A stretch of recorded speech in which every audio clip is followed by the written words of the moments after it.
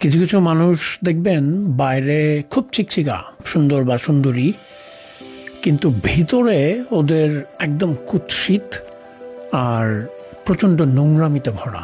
পারতপক্ষে আপনার লাইফ থেকে সরা দেওয়ার চেষ্টা করবেন, আদারওয়াইজ এরা আপনার কনফিডেন্স নষ্ট করবে, এরা আপনাকে টক্সিক বানায় দিবে, এরা আপনাকে একটা নেগেটিভ ভাইব দিবে অলওয়েজ। আপনার মধ্যেও তখন নেগেটিভিটি চলে আসতে পারে।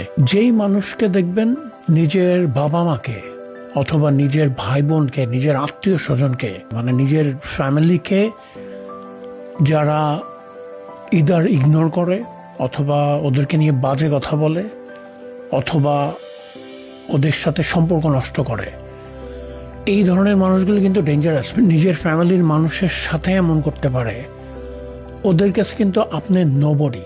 ওরকম সুযোগ পেলেই কিন্তু আপনার সাথে ওরকম করবে বা ওর চাইতে আরও খারাপ কিছু করবে।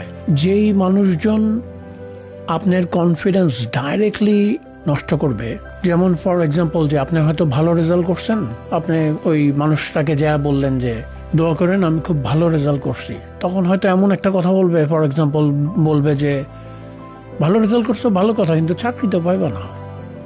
তো এই ধরনের হবে কি, যখনই আপনি কোনো ভালো নিউজ নিয়ে যাবেন, ইদার জেলাসি বলতে পারেন অথবা জাস্ট আপনাকে ওই আপনার কনফিডেন্স নষ্ট করার জন্য বলতে পারেন, অথবা পছন্দই করতেছেন আপনার ভালো কিছু হোক, এটা চাচ্ছেই না, পছন্দই করছে না, এই জন্য এমন একটা খোঁচা মারবে, এমন একটা জায়গায় খোঁচা মারবে যেখানে আপনার যে কনফিডেন্স নষ্ট হবে। যারা আপনার অতীত বা আপনার কোনো আগের কোনো ভুল অথবা আগের কোনো খারাপ কিছু কনস্ট্যান্টলি রিমাইন্ড করবে আপনাকে, আবার কেউ কেউ শুধু রিমাইন্ড করবে না আপনাকে, ওইটার উপর খোঁচা মারবে। লেটস সে আপনি হিজাব করা শুরু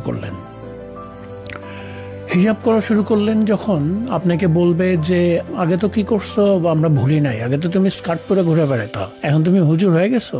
অথবা আপনি হয়তো নামাজ শুরু করলেন, ওইটা নিয়ে একটা বাজে কথা বলবে যে আগে তো এই করতা, আগে তো জুয়া খেলতা, আগে তো এই করতা। মানে আপনাকে কনস্ট্যান্টলি এমনভাবে মেন্টালি প্রেশার করবে, আপনি তখন হয়তো ভালো হওয়ার চেষ্টা করলেও অ্যাটলিস্ট ওদের সামনে প্রথম দেখাবেন যে না আপনি আগের মতোই আছেন, এবং আলটিমেটলি আপনি হয়তো একসময় গিভ আপ করবেন যে আমি যাই ছিলাম তাই থাকি, আমার দরকার নাই এই ভালো হওয়ার, কারণ মানুষজন তো আমার অতীত যাই নিয়ে গেছে। সো এটা কিন্তু ওই যে শয়তানের ওয়াসওয়াসা বলে না, আরও অনেক রকম মানুষ আছে, কিন্তু আমার মনে হয় যে এই 3 ধরনের মানুষ হচ্ছে মানে দে আর ভেরি টক্সিক। সো ভারতপক্ষে এদের আপনার লাইফ থেকে বাদ দিয়ে দিবেন, মানে যতদূর সম্ভব অ্যাভয়েড করার চেষ্টা করবেন, যাতে এরা কোনোভাবে আপনাকে ব্যাড ইনফ্লুয়েন্স, নেগেটিভ ভাইব দিতে না পারে। ওকে, ভালো থাকবেন সবাই, কথা হবে। আসসালামু আলাইকুম রহমতুল্লাহ।